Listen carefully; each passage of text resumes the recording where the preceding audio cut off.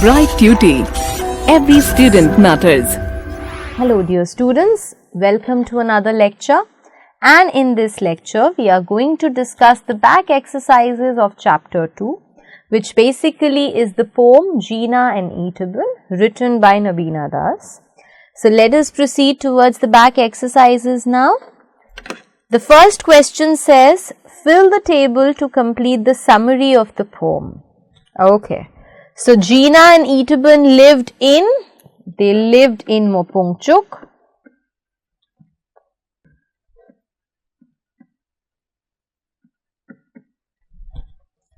Jina was a ravine-hearted man who fell in love with Etiben. And what do we know about Etiben? Who was beautiful and rich. The two lovers so the two lovers met near the lakes and rivers. But Etiben's parents, what happened? They discovered their love. Etiben's father demanded, what did Etiben's father want? He demanded a dowry of cows and oxen, but Jina could not arrange that.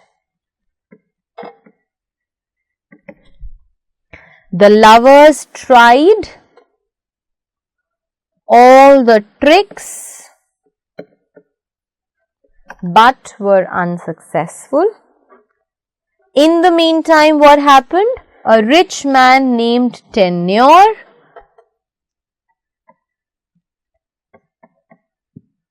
expressed his desire to marry Etiben,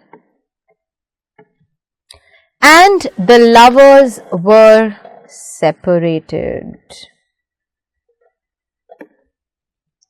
Right? What happened then? The lovers met in the fields till they were discovered by Tenure, who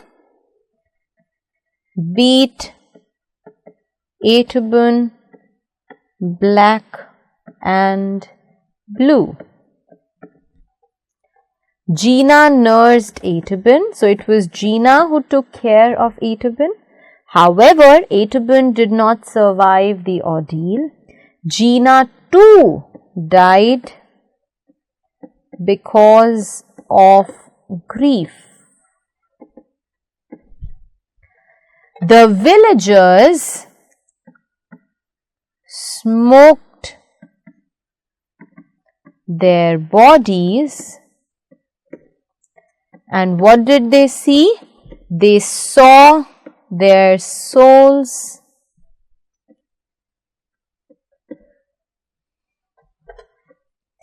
traveling to the other world, hand in hand and very happily. So the villagers could see their souls departing towards the heaven. Okay. So a legend is a traditional story, sometimes popularly regarded as historical, but not true. How does this poem qualify to be a legend? So a legend is basically a traditional story which is very historical. So how can we say that this poem was also legend? Because this poem is about two people, Jina and Etiben, who lived in this district of Mopungchuk. So since this is about a historical place, this is something which is very popular, something which is very old. That is why we can say that this is a legend. So not only is it old, but ironically it is very fresh in the minds of the people as well, because they remember their story very well. The poem uses various images, visual and oral. Give examples of each of these images. Okay, so there were a few things that you can see and there are few things that you could hear. So you have to mention a few of them. Let us first talk about the visual imagery. The example which is given to you is shining like emerald and sparkling jade. Then we have amber faced Etiben. Then we also have from the mauve low, the purple color. Then hand in hand they strode. So these are all the things, all the examples of visual imagery. Let us now talk about the oral imagery. The first example which is given to you is the hills of the Ao that echo like gongs. Another example that we can give is Jina played his kota konki.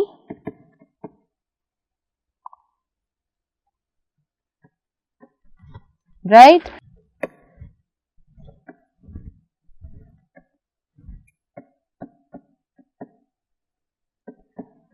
Beckoning birds and beasts sing with their souls.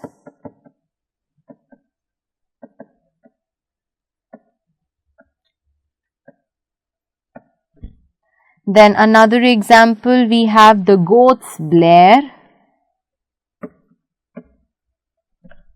Then lips singing this song. So these are all the examples of oral imagery. How does the mood change in the poem and what are the circumstances that led to the change? So how did the mood change in the poem? Obviously, at the beginning of the poem, what we came across was a very positive, a very optimistic story about Jina and Etiben, about two people who were dearly in love with each other, who just could not afford to get separated. But how did the mood change? From love, it changed to sadness. And what were the circumstances? We could see the circumstances obviously were that Jina and Etiben, their love was discovered first by Etiben's parents. So that is when Etiben was married to Tenure. And second, when Tenure discovered their secret meetings and he beat Etiben in such a manner that she died. So there were two times when they were discovered by people and they had to bear the brunt of that. The poem reflects the following emotions and how does it do so? So there are following emotions, there are a list of emotions which are given in front of you. Taking evidence from the text, you have to tell us that how are these emotions expressed. Beauty. Now there are multiple evidences. Amber faced Etiben. Then beauteous is the word which is used for Etiben. Then we have emerald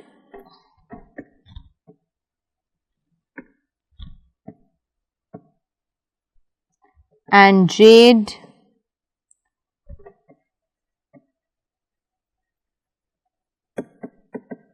So these are all the evidences of beauty. Love. We have phrases like eternal love, glint, eternal wish of togetherness,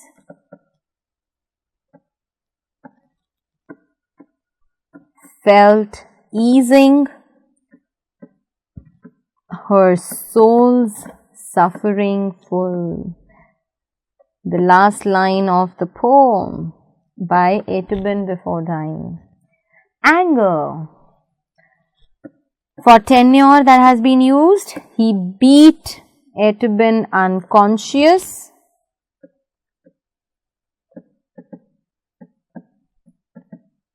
Taking that breath from her precious tenure's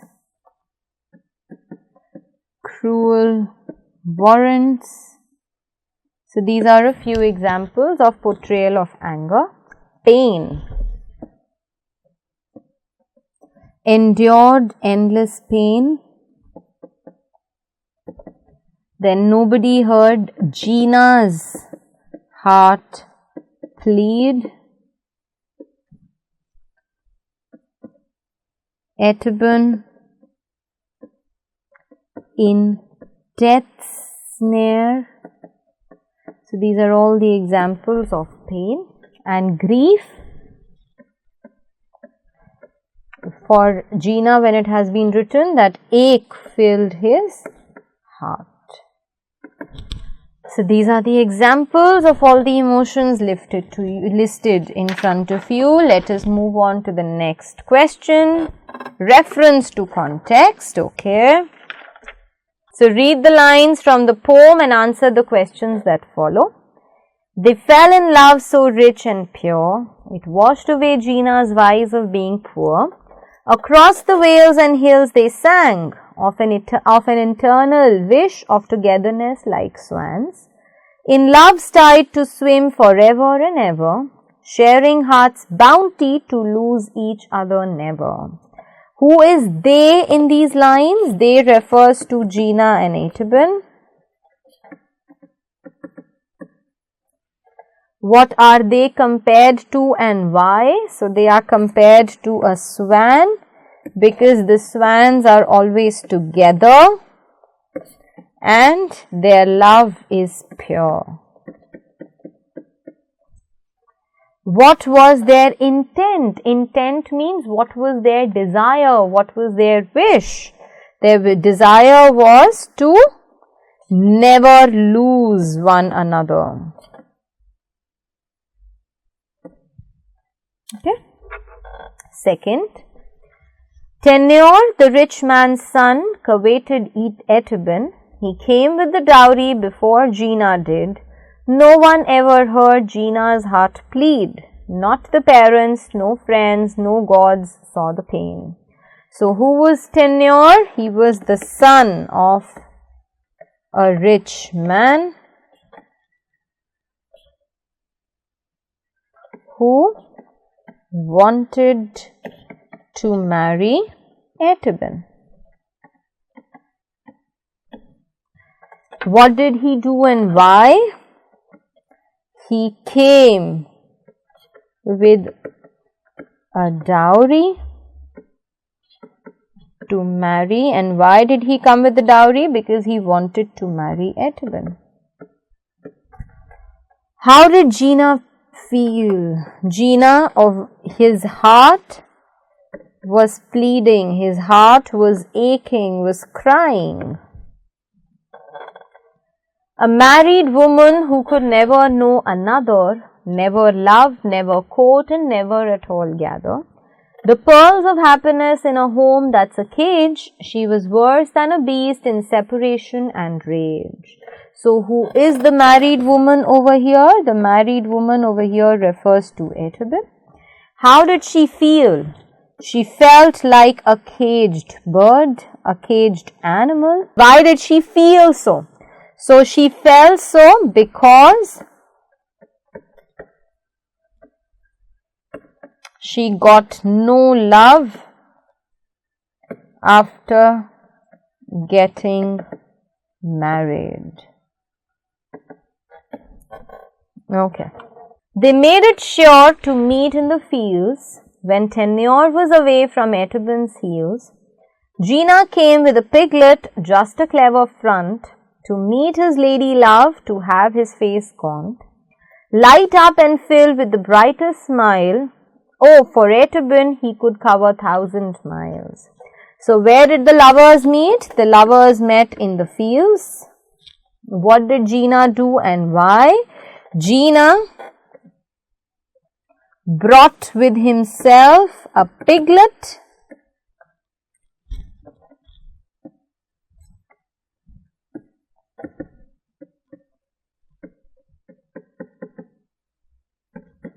in order to show to the people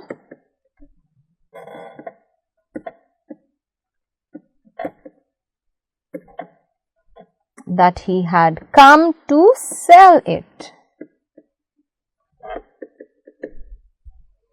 What was the hurdle on their way? What was the problem? What was the difficulty that they had to face? The problem was obviously the distance, or rather the long distance that they had to cover to meet each other. His anger poured on Etiben, who he beat unconscious, almost taking that breath from her precious, left her lying among the helpless crops. Who was angry? It was Tenure who was angry. Why was he angry? Because he discovered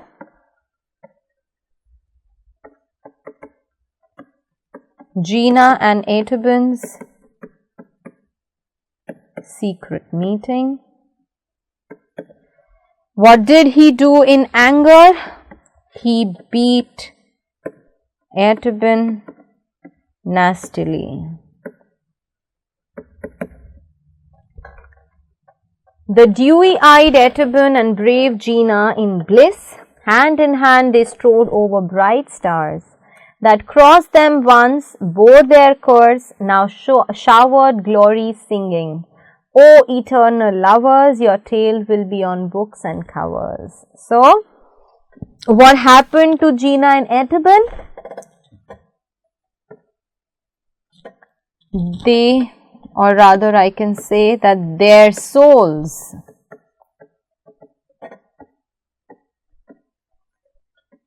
departed for the heaven together. Where did they meet? They meet in the bright stars, or you can say they met in their afterlife. How would people remember them? People are going to remember them through the books in which their stories will be written. Answer these questions in one or two sentences. So, why is Jina referred to as being divine-hearted? Because he was very brave, because he was very strong, and he had deep love for Etiben. Where did Jina and Etiben meet? Before she was married to Tenure. Before she was married to Tenure. So, it was near the word waterholes has been mentioned in the poem, remember? So, on the mountains of Mopongchuket, near the waterholes. Why could not Jina get the dowry demanded by Etiben's parents? So, why could Jina not get that dowry? Because he was poor and he could not arrange for that dowry in time. How did Etiben feel in Tenure's home? Etiben felt like a caged animal who was separated and who was in rage. Why did Jina bring a piglet to meet his lady love? Like I told you, he brought a piglet to meet his lady love because he was very clever and he used that piglet as a cover so that he could tell the people that he was traveling to sell this piglet. Whose mind was harsh and treacherous? Whose mind has been called as harsh and treacherous? It was Tenere's mind that has been called as harsh and treacherous. Describe the meeting between Etiben and Jina in the fields. So, how did they meet in the fields? Like we have been told, Jina and Etiben would meet in the fields and it was all very blissful. We have also read that, Etiben would tell the dogs not to bark. She would request the Mopungchuket mountains to cover the footprints of her lover. She would also wait for the night to get deeper so that they could meet together. How did Tenure discover the meetings between Jina and Etiben? Because he was spying on his wife. So he was spying on his wife, and that is how he got to know about their secret meetings. And one day after Jina left, he beat Etiben almost to death. Why did Jina meet Etiben only at night when she was ill? So why did he meet Jina at night? Because he knew that he would not be allowed to meet Jina even now, and thus he had to wait for the night so that he could slip in quietly to Etiben's room and could meet her lover. What were Etiben's last words? Now, Etiben's last words was basically a song, you can say. So, through a song, Etiben had requested Jina to marry her in the world after death. She told Jina that whatever rights, whatever things he could not get in this world, on this earth, because of the cruelties of the people, he would certainly get them after death. And she also told him that she is going to wait for him as a bride. Why were the villagers filled with awe when the lovers were put to rest? So the villagers were filled with awe, they were surprised, they were shocked, because after their bodies were smoked, they saw two figures rising up in the sky, holding hands and going towards the heaven. And the reason for their awe was also a realization, basically, that the love that they had underestimated between Jina and Etiben was so pure and was so eternal that even after dying, they both could not be separated. So with this, my dear students, we've come to the end of this poem. So we've explained the whole poem to you. The back exercises are all solved and discussed with you at length. So I hope that the entire poem is clear to you. I shall meet you all now in my next lecture. Thank you.